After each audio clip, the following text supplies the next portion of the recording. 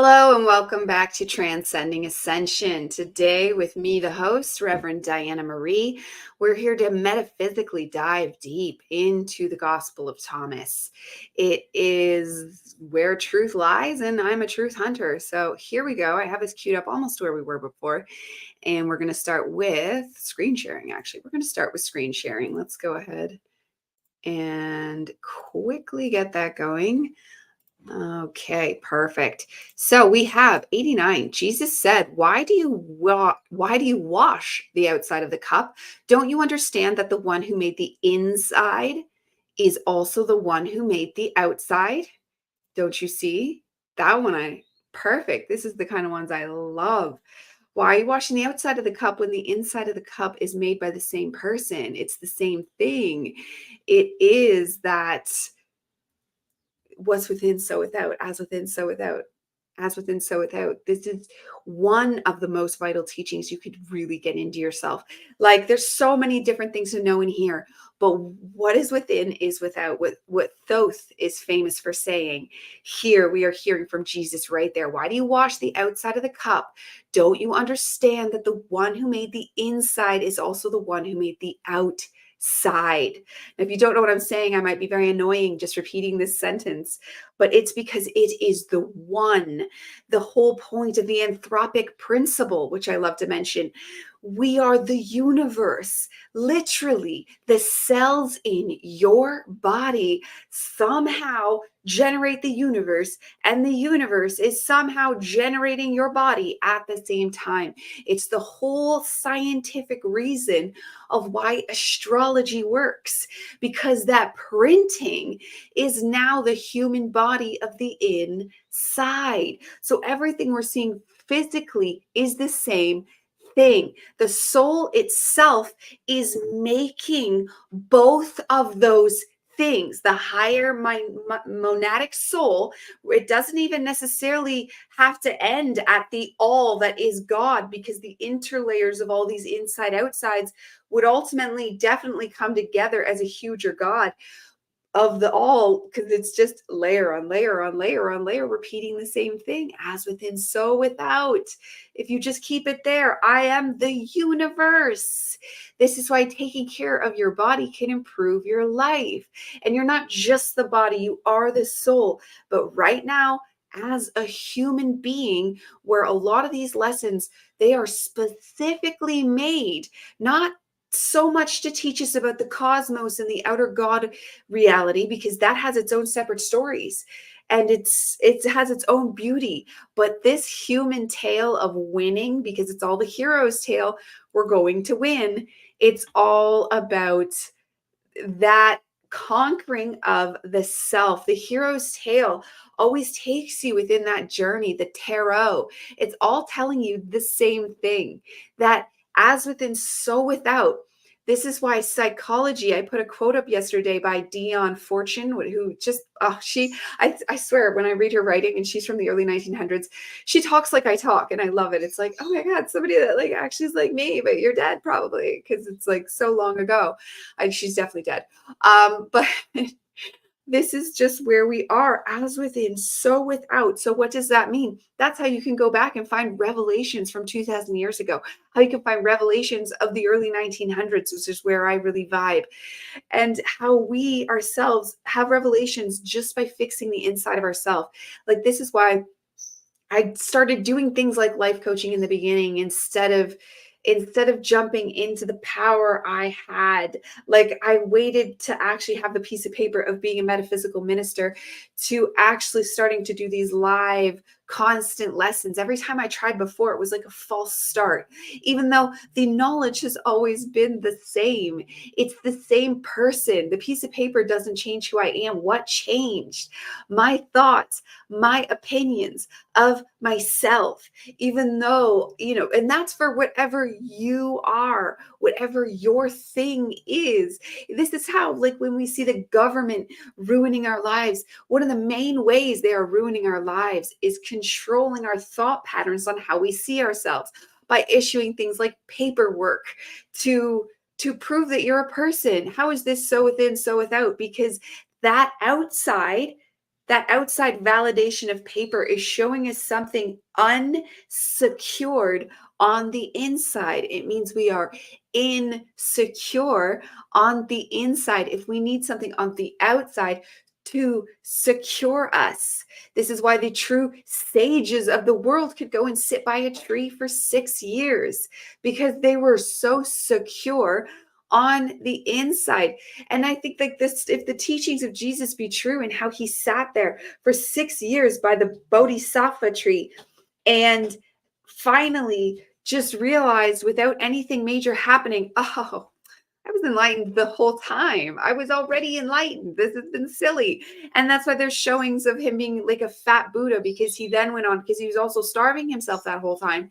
But he then went on to just like eat. They show him as fat, and history be told he actually wasn't fat, but I think they like to show him as fat and jolly because he probably really got into food after that, because he lived such a long time in deprivation.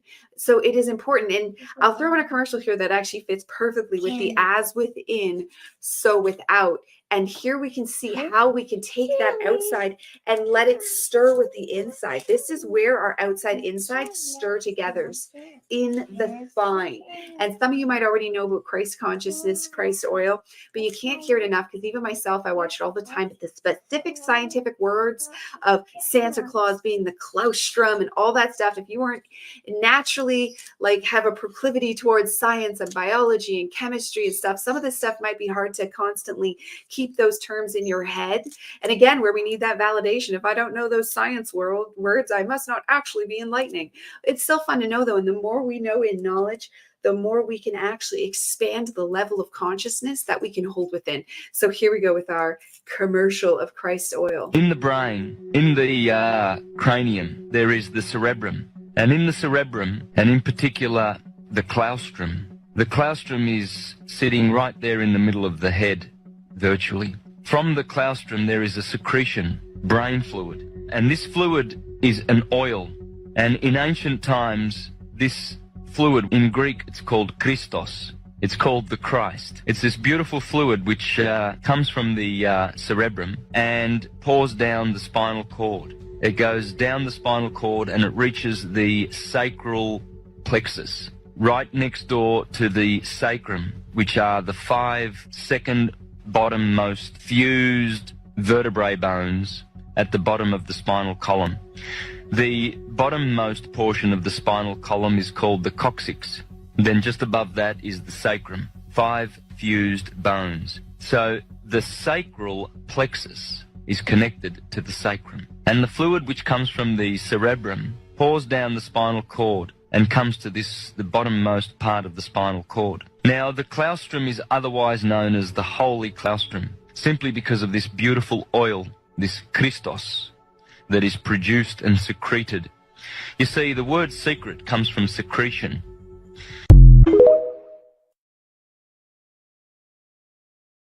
And we're back. Thank you. And I hope that was just, wow, that's one of those things that really helped up level me a notch. And I don't know, I can't remember if they mentioned it in this video because I've watched a bunch of them now, but it matters when your astrological sign, so for me, Sagittarius, is in the moon. And I have a moon app, I forget what it's called, Moonly or something, where it tells me like all the phases of the moon, and it tells me when Sagittarius is in the moon. And it's a 3-day period, one day be the moon being fully there, and then half in that 3-day period. So you want to stay pure. You want to abstain, of doing it, and you want to stay very pure. Do not get angry.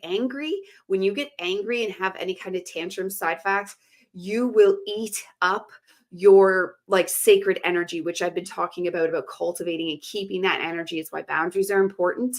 But anger within the self will dry that up. And if you think about it, I think that power is all coming from that Christ oil. This is how you can use up all your sacred energy and feel very depleted.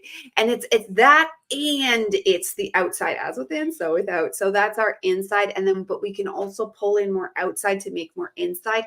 I have a feeling that we can always access this oil, but because our spine, we are always accessing our spine. So we are always accessing that power I'm betting it's just way more powerful. In just like if there's a conjunction, what's coming up, I think tomorrow, I used to think it was the 18th, but it's the 20th. So I got the dates wrong. It's the 20th, that Jupiter-Uranus conjunction. So it is showing, but it's going to be powerful for everyone. I'm Jupiter, so I'm going to get it. But if you are just a person and you don't have any Jupiter or Uranus in your star chart, or very little, because that'd be almost impossible, it's still going to affect you. So the same with the Christ oil. You can always access, utilize, and produce it. The way the universe works, it does not make sense that it's a one shot and done. That's just not how things usually function, unless we're talking the beating of a heart, but even that can speed up and slow down. So everything with the universe is never one way. There's always many different ways to do something. So I'm arguing a little with that teaching, but I'm very new into learning it to be in a position to say I'm the correct one and they're the wrong one. But I just, with everything that we know about the universe, and this is how we make up truths, is we paint together all the previous religions, all the previous esoteric and occult knowledge, things that people are channeling in from Atlantis and Lemuria, which we are now starting to prove as they see them at the bottom of the ocean as accurate. Okay, because we're piecing things together. We get to be the pioneers in this movement, and that is exciting. It's sad and scary when you look around at the rest of the world, but at the same time, it's like, wow, like we might be the ones facilitating this. And if it wasn't for us specifically, like, because look around, the majority of people are not doing it. And it's really actually like a movie going, wow, if I don't do this, nobody else would. Because I'm the kind of person that wouldn't do it unless I had to. And now I'm getting into enjoying being a go-getter, but it's like, wow, it's going to wake up a lot of people. So Jesus said, come to me, for my yoke is comfortable and my lordship is gentle, and you will find rest for yourself. And I love this. This is so deep. And this is why I'm sticking to Christ consciousness myself. And this pairs right with what I was saying, in that you can do it with tons of different things. So that Christ oil, I think you can access it and create it all month long, but it's more powerful. Same thing. I think Christ is more powerful, more accessible. And I like what he said there with gentle. And this is very relevant and seen in my own case as a very fear-driven person, and a person that was very atheist, fear-driven person. Like your cliche, let's Sarah guy, that's like the neurotic nerd, scared of everything. Yeah, except I was like magic nerd. So magic nerd, scared of everything. Yeah, right? But you take that gentleness that Christ has to offer, you know what I mean? And already having lived visceral experience with darkness. So it's not even just in my imagination. And anytime I would try to get into magic, I was met with darkness. I've been obsessed with magic my whole life, but I had to stay an atheist to keep myself safe, I'm realizing. But it wasn't until I found Christ, but Christ as a Christian, that seems stupid. And as an overly analytical person, reading the Bible, because I'd read the Bible, that was witchcraft. That was insane that they followed that. And now that I know that Yahweh is Satan, well, that makes sense. And that even in the awakening world, we are learning that the Old Testament, those stories of Genesis, that's in the Sumerian tablets and lots of other ancient literature. They were just taking those stories. So that's why you could see the truth in those stories, because they were in their own way, just like archetypical stories of Zeus and all this are internal, accurate stories. I'm not saying that those stories are not necessarily accurate, like the flood of Noah. Who knows if Noah is a real person, but Atlantis was a real place that got flooded. I think that is getting more and more accurate and true. Maybe there was a dude named Noah and he was saved on a boat. I heard that story is true, but it's like somebody else and the name is really long, and they all had different names. What you can trust, even in these gospels, as I've been going through, some of them are like silly and they're irrelevant. They're like culturally dated.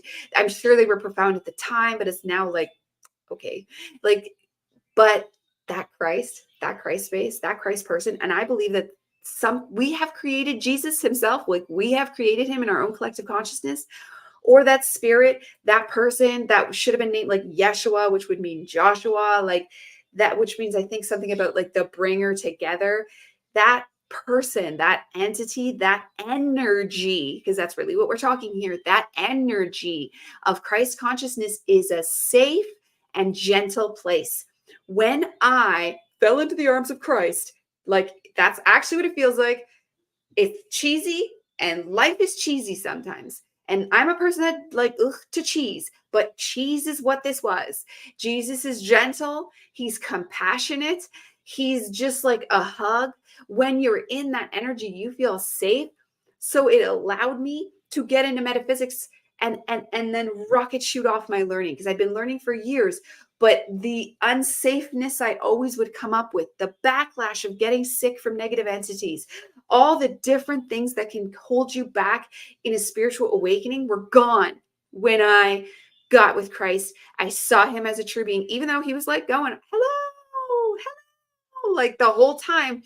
I would try, but then I'd read the Bible and I'd be like, that's dumb. And I would move on, because the things of like the Rosicrucians make more sense, but they actually are of Christ. The things that Manly P. Hall said make more sense. The things of like Buddhism make way more sense. Even Wiccan and earth-based magic was where I found myself heavily in the beginning. Makes more sense. Like natives, it's funny. I've literally been to an event that was Wiccan on a native reserve. So the natives came in, and because I live right beside a huge reserve, and the natives came in, and they were part of the ceremony. They were part of it all. They were learning Wiccan, and then they were talking, and the Wiccans were going like teaching their lesson. And then it turns out that Wiccan was quitting teaching Wiccan because she was moving to metaphysics. And I was like, me too. It was amazing. I can't remember her name. I'd love to give her a shout out because she was fantastic. But she was telling, and then the natives had this one beautiful thing about the moon, which I love to talk about, is of her lived experience and how she influences us. I can't remember the story, but it was beautiful, and just the similarities were just so accurate, and that was 100% true. A lot of these religions are all like not 100 of them, but the natives were pretty much 100% true. 100. And then even your pure Wiccan is pretty 100% true, because they're exact. And why I say 100% true, and why you could say that about those religions, because they are the root chakra religions. And from their purest sense, they are the earth-based, they are the living, they are the creation, they are the base existence of science. They're more like the first dimension, but in a good spirited way. And that's where the rest grow from, and why they would start to get way more variance and way more, oh, but it's this way, oh, but it's that way. And even with like dealing with herbs, they all do a multiple variety of things that you can. I started as a herbalist. That's one of the first things I got certified as, was a herbalist. But I just kept being like, this isn't my place, this isn't my place, this isn't my place, and kept just like certified in this, meditation practitioner, life coach, shamanic life coach, like all these things. And it was like, this isn't the place, until now. Being a minister, I don't know, for now anyways, I won't stay the place. Is with how I am.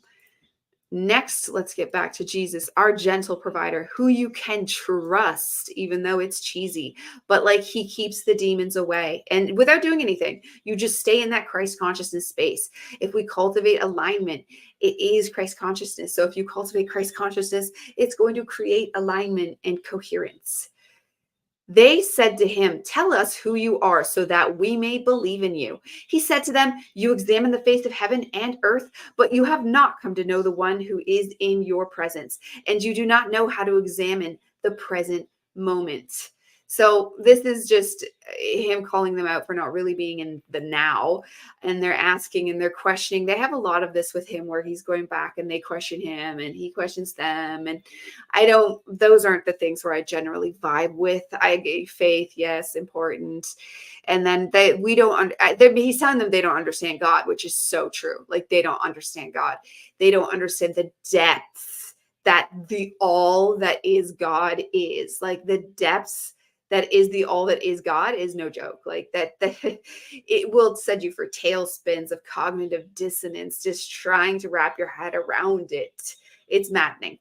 But that's not in the whole Mad Hatter thing, nutty professor thing. It is that upper energy of just blinking, fritzing chaos.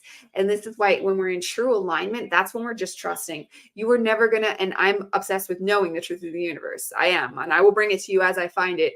But it driving you crazy, that's actually not a bad thing, because it creates that we don't want to be calcified, right? We don't want to be calcified. So yes, it will create a lot of chaos.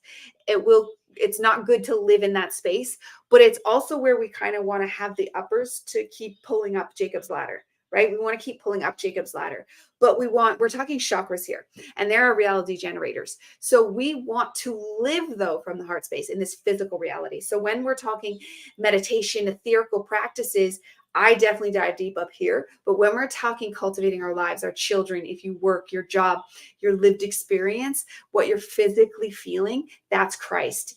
That's centered, that's balanced, right? That's when we talk Christ consciousness. But going up here and trying to examine what God is and him telling them you have no idea what God is and stuff, that's because it is almost impossible for the human to know about it. The human cannot handle it.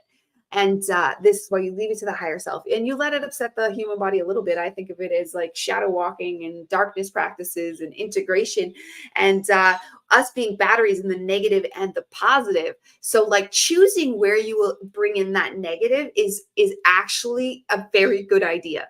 You have to, and this isn't an excuse to be naughty, because you can find negative things like this, like pulling yourself and almost ripping in meditations, in learning practices, in like just research and energy practices. Like you have to get into it to find that, like, ouch, right? And this is why the ego in the beginning, like if you're early stage, the ego won't even let you research. So I had to get into audiobooks so I could listen to it, because when I would read, my brain would shut off what I was reading. Like it would shut off like I was reading the words, but my brain would stop allowing the information in. So I just kept finding ways to circumvent like my own ego stopping me from learning, because it was trying for a very long time. And again, that Christ consciousness space helped the learning stay coherent, helped the learning stay going. And like one of my mottos that I've always stuck to is I will never stop, because this system has a lot of stops in it. It's meant to. That's the whole point of the journey. There's all the dam and the river that I always use as an analogy here. Like it's going to happen, but we're going to keep moving. We're going to keep going. We will never stop. So the highest timeline will be a win, because there's some people that will never stop. 92. Jesus said, seek and you will find. In the past, however, I did not tell you the things about which you asked me then. Now I am willing to tell them, but you are not seeking them.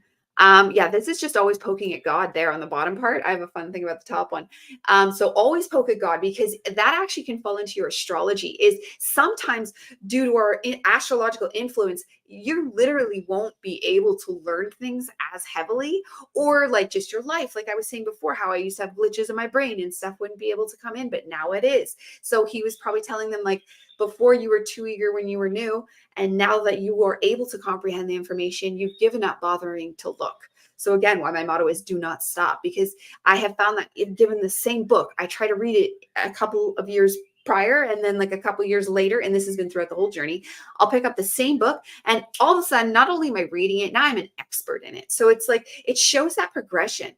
Like this path comes with like hurdles to jump and stuff to do, but that's like real life stuff. That is like the kind of real life we need to be cultivating versus the fake real life. Like the hurdles I'm going through, which I'm going through very bare minimum without any dread, because I understand this world isn't real.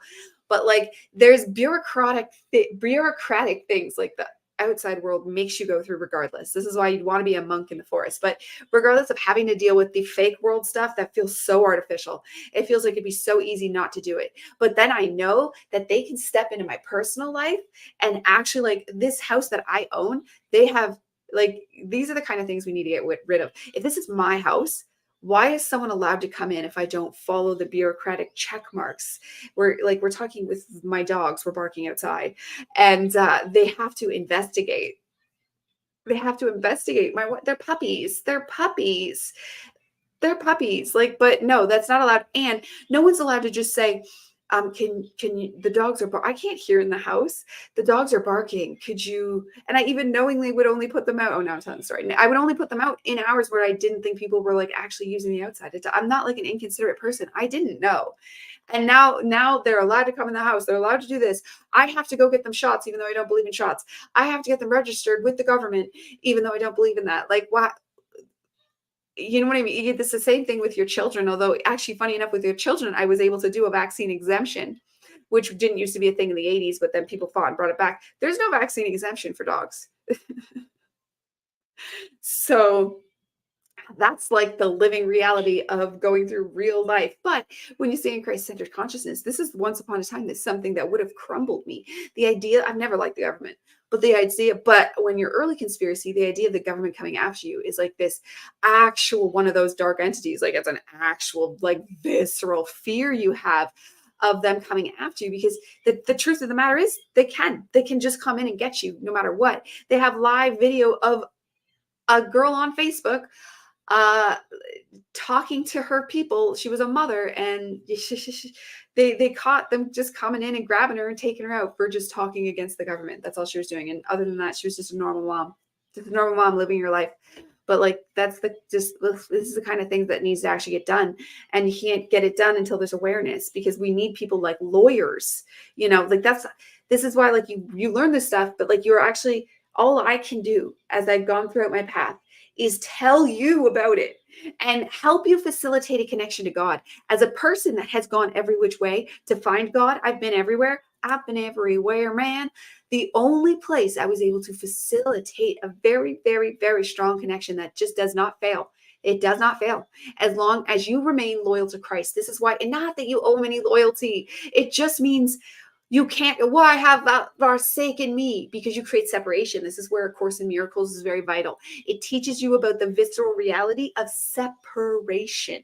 Separation is like a scientifically valid thing. And I do plan to actually go through the Course in Miracles when I'm done. I'll do all the Gospels I want to do, because some of them are, I don't like boring stuff. You know what I mean? I'm not going to pretend it's not boring. It was 2,000 years ago. It's allowed to be boring.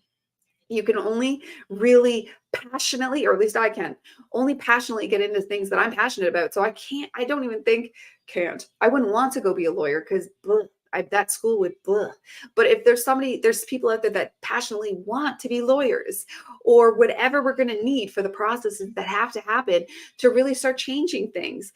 Like I just found out today, dark subject, but in America, and I don't know if it's one state or the whole thing, but I know it was one state. It's only 1 year in prison and a $10,000 fine for having sex with a tiny person. What? Are you joking? That law should be a crime in itself. And then I'm not pro law, but that's like the one thing that you guys could do. Like if we were going to have the law and order, that's the one thing that you guys should be doing, is protecting children. How is that 1 year in prison? 1 year. And then they're move it to 4 years and $40,000. You've killed that child. You've killed that child when you did that. Their life is ruined, and they now are probably a danger to society, because you have placed such a dark, dark, dark entity in them that they are now the ones at risk to society.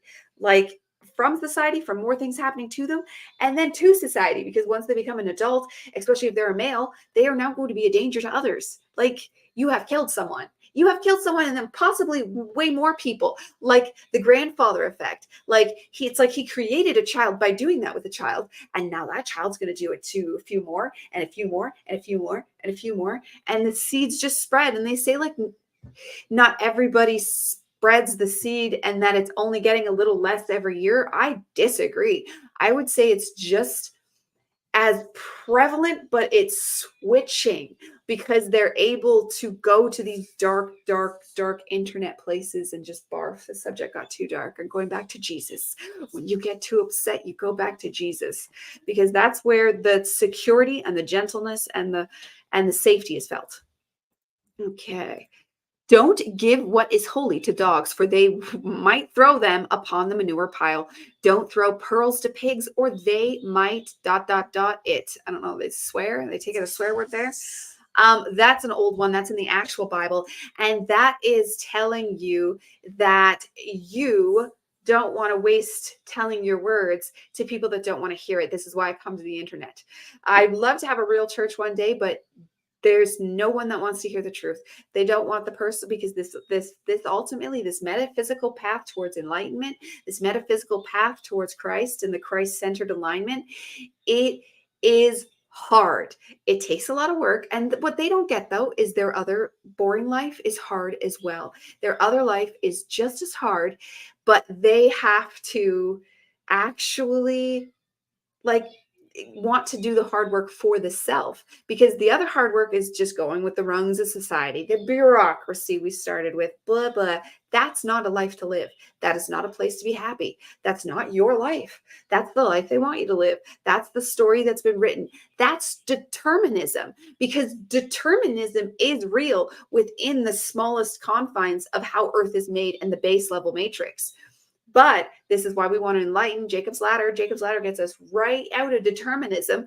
Determinism moves right more into like a mobile fate at first. So your fate is switching around as you're going through your karma. Because if you're in the base level, you're not even dealing with any of your karma. It's all staying right there. Things might come and go, but nothing's getting cleared out. And if anything, you're just accumulating more that you're going to have to deal with in the next life. Like, this isn't going away. You're going to have to wake up and take the personal responsibility one day. So why not do it today? Today is the day. It's always the day that you can get it done, if you can get it done, to start doing it. And in that Christ-centered space, you will come up with things that are hard, that are harder than they would be if you just went to work and lived your life and nothing bothered you. Because sometimes you get extra punished for doing things wrong, is the truth. You like smiting, subtowage, dead birds hitting your car, which happened. Like, you get more obvious smitings, I find, when you're on the path.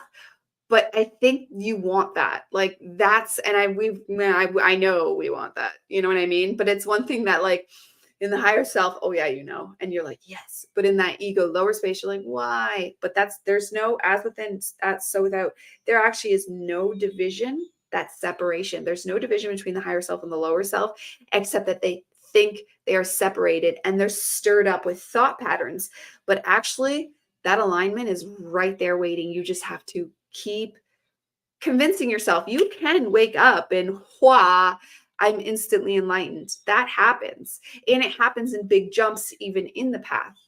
There's big jumps. I've had many throughout where just all of a sudden in one day you've jumped years. That happens too. And that's because we found a place of true surrender where we saw such truth on the other side. There was no going back. And because there's no going back, that's partially due because you know better. And because you know better, and the all is mind, which used to be my focus of teaching, is still just as true. The all is mind will project forth faster punishment, because the all that is mind knows that you now know better. So that's why base level people don't want to start knowing better, because as soon as they start knowing better, you get punished faster and you are more forced to keep going. Because once you get going on the path, it's like momentum builds, right? And the more you're on the path, the more you have to stay on the path.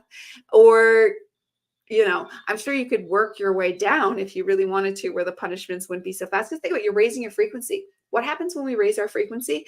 Things speed up, because frequency is technically dense and thin, or fast and slow. That's what that all is. Like, the actual makeup of reality is that difference with frequency.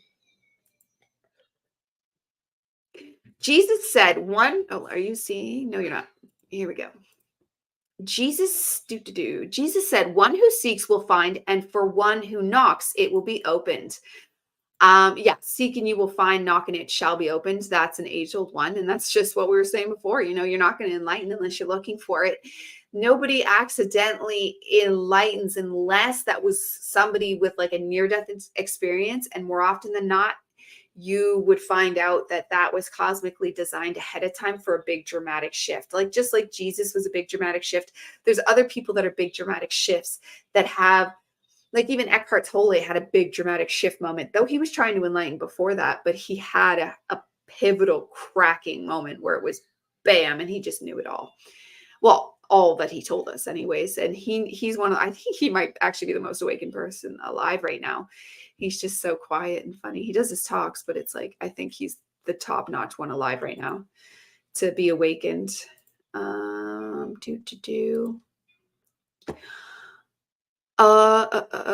yeah, before that. Yeah, seek and you will find is one of my dad's favorite saying when we were growing up. So growing up as an atheist, that was my one Bible quote I got. Seek and ye shall find. Jesus said, one who seeks will find, and for one who knocks, it will be opened. Yes. Jesus said, if you have money, don't lend it at interest. Rather, give it to someone from whom From whom? You won't get it back. And that's great. And that goes into abundance, yes. And it just goes into energy exchanging. Like anytime and this is actually a really hard thing to do. This is a very hard thing to do because the ego is always, I don't even think I've mastered this. The ego is always aware of everything you're doing. So in a heart-centered space, I come to you and I teach this, and I'm on YouTube, and I've been for years, and I've watched as my followers grow, and that's great. But all my heart and soul cares about is the message, right? That's all my heart and soul cares about. That's my deep level passion, just learning the information and telling the information, right? But the ego, look at that, my followers, look at that, they liked my stuff. You know what I mean? It's this little gremlin that but you're like, shh, shh, and you can humble it. Or you can be the Christ-centered self that's the bigger person, but it's still going. Even when somebody's mean to you or anything, that voice is like, anytime you want to be perfect. This is why balance is actually living within duality. It's within knowing this sucks and this is beautiful. This sucks, this is beautiful. I'm humble. I'm an attention seeker. I'm humble. I'm an attention seeker. You know, but you live in the middle, and I'm a mother. Let's watch another commercial. For those of you who haven't heard the St. Patrick's Day one, this one I love because it shows the hypocrisy of previous Christianity. This is going to ruin it for a lot of people that love St. Patrick's Day. First of all, it has nothing to do with Irish pride. That's how it was shown later. There's nothing to do with leprechauns or Irish pride. It has nothing to do with that. You just killed two great fantasies. I know. Right there. Really, if you look into what that was, is that St. Patrick, right? The St. Patrick was a Roman. His father was a Roman official, and he was tasked, just like the Roman Empire did with destroying the Gnostic people who originally were the Egyptians and burning the Library of Alexandria. He was tasked with going to Ireland and the UK and Scotland area, but we specifically think of it as Ireland because that was the core of this, right. Where they went there and they were supposed to eradicate the last group on the planet that was still studying was that ancient old religion who were known as the serpents. So if you look at the story of St. Patrick, he was ridding the serpents, the snakes, right? The snakes from Ireland. But if you look all throughout geologic history of that region, there's never been snakes that lived there. It's a metaphor. It's a metaphor for the Druid people and pagans as a more general term, anyone who didn't follow this monotheistic Christian religion. And they were seen as a threat because they were the last group that had the ancient knowledge, and they were greatly demonized later. So what happened was you're celebrating the representation of the genocide and cleansing of the last serpent group on the planet, the Druids who built Stonehenge. That right there, it sums up the entire seriousness of everything and the hypocrisy of the Catholics. If you don't know this, every symbol they had, everything about their entire religion. It's just, and it's only upsetting because it still exists today. It's one of those issues. They are still a controlling, ruling factor. I feel like we can almost let what the Protestants do go a little more because what do they really affect? Except making huge evangelical churches, which I don't know if you've ever heard of the Hillsong groups, gospel music. It's actually really good music. They put a lot of work into it. Like they're not perfect either. They're the ones that talk in tongues. Like, dude, you're talking to demons. So they're sadly mistaken, but they're not like as maniacally evil as other religions. Okay. Jesus said, the Father's kingdom is like a woman. She took a little leaven, hid it in dough, and made it into large loaves of bread. Everyone here with 2 ears had better listen. Now, leaven, this is one of those things which you study the Bible, which I have. Leaven is a razor. It's I'm not a baker. What baking soda does, what baking soda and baking powder do, they help the dough actually, and what gluten actually does in bread, it helps it fluff. So Jesus, the Father's kingdom, was like a woman. She took a little, so she's inflating it and made it into large loaves of bread. Anyone serious? Yeah, the Father's kingdom was like a woman. Okay, well, the Father, okay, yeah, I get it. The Holy Spirit absolutely does this. The Holy Spirit is is it either is Christ consciousness or it's the female counterpart, that Christ Sophia. Because I feel the Holy Spirit separately as Christ, because Christ feels like we're getting in the energy signatures of the actual. That's what I connect to when I do any kind of channeling, or I'm connecting to energy signatures. It's how I can see the archetypes. It's how I can see the matrix of how the earth works and the layers of the matrices, because there's at least 8 billion of them, and how they just all play together. Sacred geometry plays a part in this. And learning about frequency, sound, how the entire universe is sound. But cultivating this ability to tap into energy signatures saves you a lot of time with people. You can come and go with people easier, but you can also really tap into the things you want to be aligning with spiritually, as well as in life, but spiritually.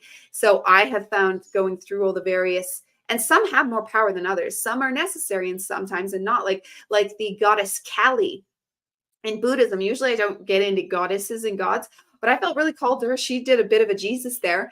But I was already learned at listening, and she called out to me in multiple ways before finally I was like, okay, you're calling. So I went in and I learned about her and I started listening to her mantras, and like I had huge breakthroughs thanks to it. But then she kind of faded away, and then I found she's the breaker of walls. Like if you have a spiritual block, she's a fantastic one to call on. But she's one of those ones like that can, she has a gentle way or not, because she does it in chaos, right? But sometimes we want that chaos when we're looking at progressing. We want to move forward in an aligned, chosen way. So I found her energy signature, and it was like a bit like more wild and dangerous, where in a positive way though, because we can still be positive with this. Like technically not literally, it is on the negative spectrum, because that's ultimately what the universe comes down to, is that negative and positive. You're going to bring that negative and positive into absolutely anything if you want to fully, to its deepest level, understand it. And then there's even the thing that existed before the negative and positive, and that's the one that will just, but I'm probably gonna have to just end the show early. You know what? We're almost going for an hour. That's good enough. I'm going to go be with this gentleman's, and we'll call it a day. Thank you very much for tuning in to Transcending Ascension. And we will talk again soon. I want to be here Sunday because I want to get an actual Sunday service going. Because church on Sunday is a big deal. We talked about that last Sunday, Sun Day. It's the sun, the worshiping of the sun, energy signatures, the sun. It's like Christ consciousness and more. Like it's the Father, Christ is the Son, and that Sophia is the Holy Spirit, is what we were getting at there with our point. Because then the Holy Spirit is just a beautiful, loving, happy, kind spirit. She is just like lovely. She's the cheerer upper. She'll, like, Christ will make you feel safe, but the Holy Spirit will make you feel loved and make you feel special. And then it's like the Kali spirit will make you feel, and make you want to just, and learn your own. Merlin will be really good at helping you with wisdom and leading you to proper knowledge. Like, let's say you're interested in like the occulty esoteric stuff. Get my vocal cords. And oh, my hair. Oh no. Oh no. Oh, I wasn't prepared for a hat removal. He's running. Okay, I'm going to go chase that little man. You guys have a great day, and hopefully I'll see you Sunday for our Sunday Ministries. Talk to you later. Transcending Ascension.